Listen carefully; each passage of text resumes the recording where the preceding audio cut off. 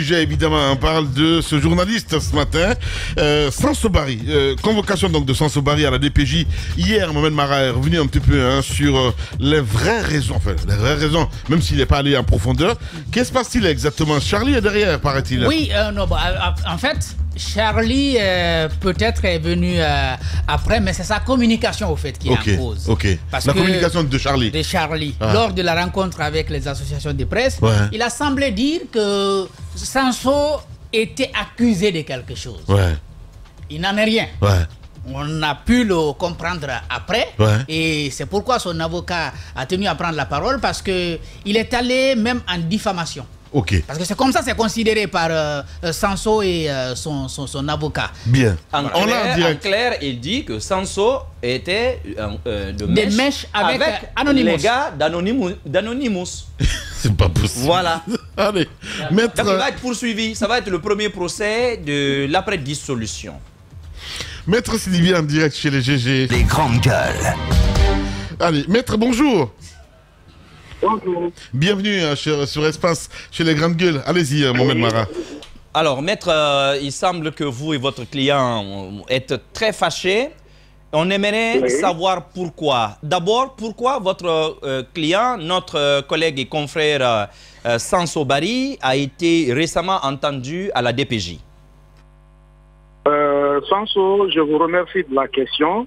Sanso Barry est un journaliste comme vous autres qui vit de son métier et qui est à la recherche des informations susceptibles d'intéresser le public. Et c'est dans ce cadre-là, il a été appelé à la DPJ sur convocation pour des besoins d'enquête. Et nous sommes venus répondre effectivement. Il s'est révélé que les enquêtes tournent autour de hacking concernant le site informatique de l'aéroport international à Mexico-Touré. D'accord. Mais alors, on a appris finalement par l'ex-garde des Sceaux, Charles-Alphonse Wright, que notre collègue Sanso, qui avait eu la primeur de l'information, parce que quand l'information a fuité, il a écrit un papier avec assez de détails pour expliquer un peu ce qu'on d'ailleurs on savait qu'on pouvait déjà trouver sur le site de l'aéroport de Conakry. Mais par le ministre, on apprend que non seulement ils ont pu identifier le hacker, le lieu serait sous contrôle et scellé, mais surtout que Sanso, si vous voulez, était dans le secret des dieux. Qu'en est-il en réalité? Est-ce que Sanso a d'une manière ou d'une autre collaborer, soit en tout cas discuter avec les hackers? Bon, moi je veux être précis avec vous. Moi je suis dans le secret de l'instruction des enquêtes. Je ne peux pas vous révéler ce qui a été dit. Le ministre, je ne sais pas de quelle source il tient ces informations. Mais à ma connaissance, des enquêtes officielles ont été ouvertes par les autorités et une commission composée des officiers spécialisés en cette matière, des gendarmes et des policiers, ont été mises en place pour ouvrir des enquêtes. Et ces enquêtes-là, Sanso a été invité ou a été convoqué pour se faire entendre. Bien. Il a été entendu pendant plus de 2 heures par des spécialistes qui ont les outils et les connaissances nécessaires pour pouvoir pour mener l'enquête. Et à la suite de ces auditions, rien n'a été reproché à Sanso. Absolument rien. D'accord. Rien ne lui a été reproché. D'accord. Mais vous attirez notre attention sur le fait qu'il y a le secret de l'instruction judiciaire. Donc, vous ne pouvez pas nous donner plus de détails. Est-ce que le ministre, lui, en tant que garde des Sceaux, d'abord, était-il en droit quand même de parler de ce qui était de la quintessence de cette enquête judiciaire? Ça, c'est un. Et deuxièmement, on apprend que vous comptez l'assigner en diffamation. En quoi, justement, votre client a-t-il été diffamé? Je voudrais juste attirer votre attention que le ministre n'a pas parlé au conditionnel. Il a parlé à l'affirmatif. Il disait que Sanso serait le porte-parole, si vous voulez. Il a été soudoyé, moyennant paiement de quelque chose. Incroyable. Pour porter le message des hackers. De quelle source il tient ces éléments d'information? C'est lui qui peut les apporter comme devant n'importe quelle autorité. Bien sûr. Mais à ma connaissance, seuls des enquêteurs désignés à ce effet, qui ont les instruments, les connaissances, les spécialisations spécifiques pour mener ces enquêtes, sont à mesure de dire qui est responsable de quoi que ce soit. Mais à date, ces enquêteurs-là n'ont rien reproché à Sanso. Il est venu pour des besoins d'enquête, il a déposé pour ces enquêtes-là, et à date, il est retourné chez lui sans que rien ne lui soit reproché. De rien, je dis bien rien. Voilà, merci beaucoup. Les déclarations affirmatives de M. le ministre constituent tout simplement des diffamations pour lesquelles nous n'allons pas croiser les bras, parce qu'il a parlé à l'affirmatif. Donc, qu'est-ce qui va se passer dans les jours à venir? Qu'est-ce que vous comptez faire finalement? Dans les jours à venir, vous allez constater que dans la même déclaration, le ministre est allé à faire allusion à une publication que Sanso aurait fait lors de sa tournée en Guinée, en Haute-Guinée, étape d'Abola, sur le t-shirt qu'il portait. Il n'y avait aucun lien entre cette publication et les enquêtes ouvertes aujourd'hui pour le hacking du site internet de l'aéroport. Bien. Alors, en faisant allusion à cette publication, il quitte le cadre institutionnel pour personnaliser sa déclaration. C'est pourquoi nous disons que nous allons engager des poursuites. Mais en attendant, je vais m'entretenir avec mon client et réunir des paramètres avant de saisir une autorité quelconque. Maître Moussa Sidibé était en direct ce matin. Merci beaucoup en tout cas d'avoir accepté notre invitation ce matin. Et bon courage. Les grandes gueules continuent sur Espace. Tout homme qui fera profession de rechercher la vérité et de la dire sera toujours odieux à celui qui exercera l'autorité. Condorcet. Bienvenue chez les GG sur Radio Espace Guinée. On vient d'écouter donc l'avocat de Sanso. Il est aussi si dangereux, Sanso. Non, mais attendez, je pose la question parce que j'ai l'impression aujourd'hui en fait qu'on est dans un état. La question est bien posée. Ah, on parle d'un autre Sanso. Mais quand même. Pas celui que nous connaissons. C'est de la folie. De ce qu'on a compris. Tu imagines cette histoire de t-shirt? J'aimerais bien que tu le rappelles parce que c'est ça apparemment qui a heurté l'ex-ministre. Et c'est ça qui l'a amené aujourd'hui. Il a attendu, il a cru saisir son moment. De ce qu'on a compris de la communication du ministre, c'est que Sanso. C'est l'impression que c'est des complotistes en fait. Tu vois, ça ferait partie d'un cartel. Ouais. Parce que qui connaît Anonymous, c'est ça? Anonymous, voilà. Qui les connaissent, c'est effectivement qu'ils font des dégâts sur le plan mondial en réclamant la liberté d'expression, etc. Mais chez Charles Lamine, moi, ça ne m'étonne pas en réalité. Et je pense que les ennuis contre Charles vont s'enchaîner dans les prochains jours. Parce que je connais au moins 2 à 3 procès dans lesquels Charles pourrait être impliqué. Et parmi ceux qui pourraient porter plainte contre Charles, il y a surtout, souvenez-vous, Gianni Alpha et son groupe, plutôt sa structure, sa maison s'appelle G4Life. Il est accusé d'avoir signalé le passeport de Gianni Alpha, ce qui fait que depuis 2022, il ne se déplace plus, il ne peut plus aller nulle part. Interpol l'empêche complètement de voyager parce qu'il n'a pas de passeport. Ça a été signalé à partir du ministère de la Justice.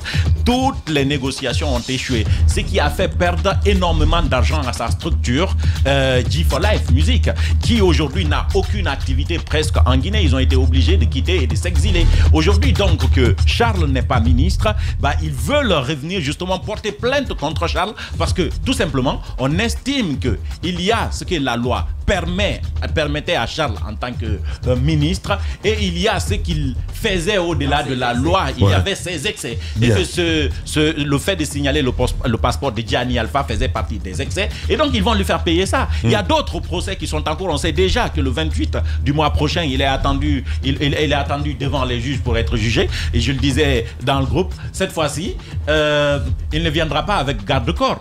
Et il ne viendra pas non plus avec un titre de garde des Sceaux. Il viendra en tant qu'un citoyen. Et pire, d'ailleurs, il ne viendra même pas en tant que citoyen lambda. Il viendra en tant qu'un citoyen sur qui pèsent officiellement des soupçons. Un citoyen qui a son passeport bloqué, qui n'a plus de voiture de fonction, etc. etc. Donc je pense qu'on va le traiter comme tel. On va le traiter comme un vrai citoyen devant la justice. Alors, et Charles, moi je pense qu'il ne faut pas être trop optimiste. Aujourd'hui, je connais les magistrats guinéens, ils me plaisent dans ce sens. Aujourd'hui, quand ils perdent le pouvoir, vous l'avez remarqué, moi, personnellement, en fait, à un moment donné, quand les brouillages a commencé et tout, dès que tu vas pour prendre crédit dans le quartier, on te dit, mais les gars, façon dont on vous écoute plus là, est-ce que vous arrivez à obtenir de l'argent quand même? Donc on doute. Ça voudrait dire que quand vous êtes ministre, dès que vous quittez, eh ben, tout change. Attention, évidemment.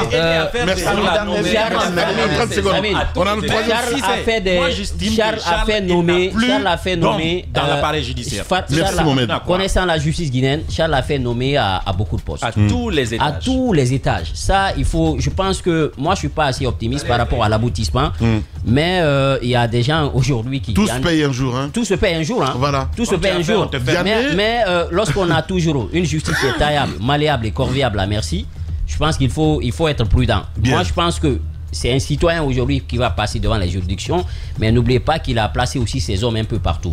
Et ce pays-là a toujours étonné. C'est-à-dire au moment où on dit on tient quelque chose, il y a un acte qu'on pose qui va finalement doucher les espoirs. Voilà. Qui sait, si on le bombarde ici, Premier ministre, beaucoup finiront par quitter ce pays. Donc c'est pour vous dire quand même le fois, il faut toujours être prudent. Et je suis d'accord sur une chose. Il a fait déjà assez de dégâts. Assez de dégâts dans un état normal. Dans un état normal, aujourd'hui, justement, ça dépend. Il est devenu comme un boucher. Dans un état normal, il est venu comme un boucher. Dans un état normal, aujourd'hui, il doit répondre devant la justice. Et s'il est responsable d'une forfaiture, eh bien, il va y faire face. Il va se retrouver à la maison centrale comme beaucoup de personnes. Je voudrais placer ça. Allez-y, mon grand. Parce que pour nous, c'est de l'inspiration. Hein, c'est un journaliste respectable qui a de la plume et qui a du professionnalisme. Ce que Charles a voulu faire, c'est de le présenter comme un piètre journaliste. Comme un démon. C'est aussi simple. Et je crois que Dieu n'a pas accepté ça. C'est ça, ouais. Parce que la communication qu'il a faite ces jours, et il espérait que ça soit diffusé à la RTG, ça n'a pas été diffusé parce qu'il n'était plus ministre. Je crois qu'il faut respecter certaines personnes.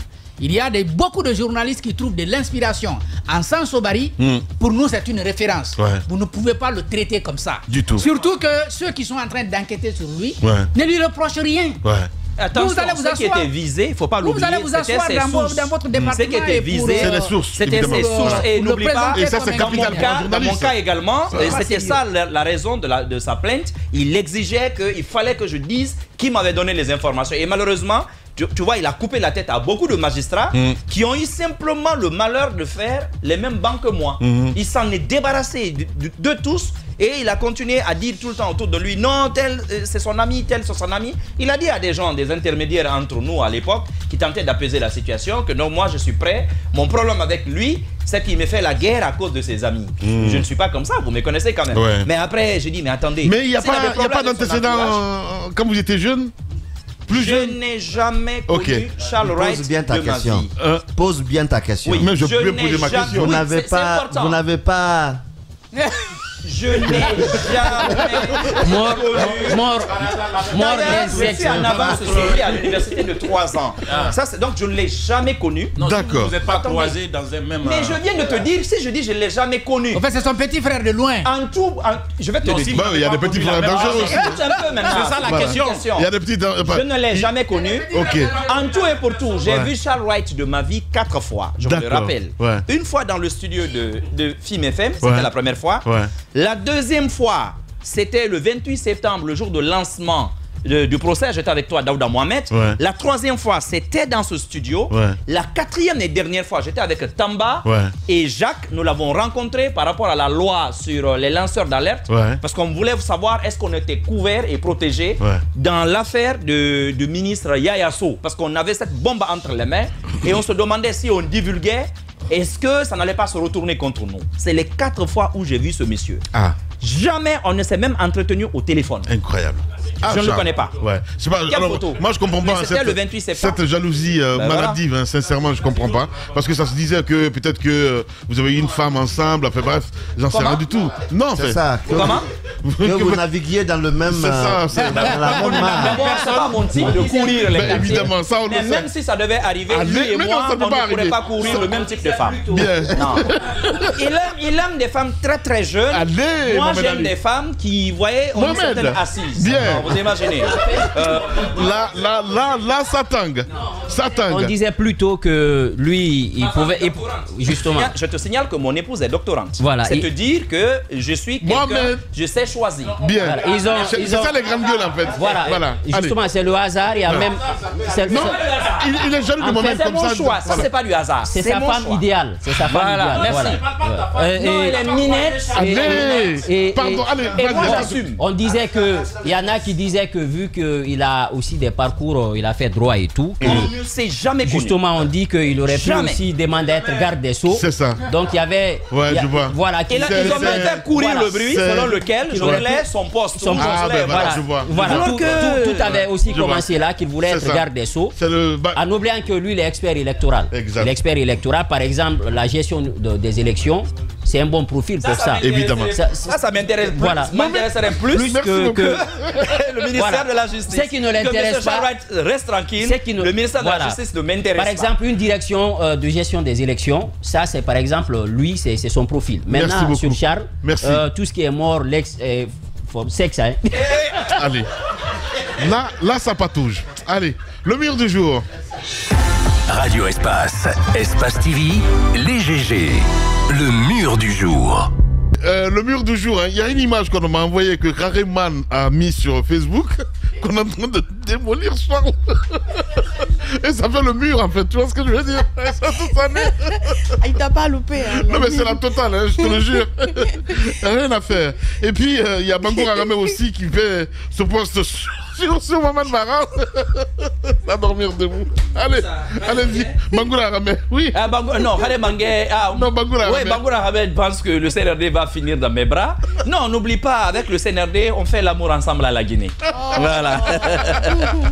Allez-y, mon cher. Djiba a pris 2 murs, Mohamed Mara en a pris 3 et puis Mohamed Ali en a pris 5.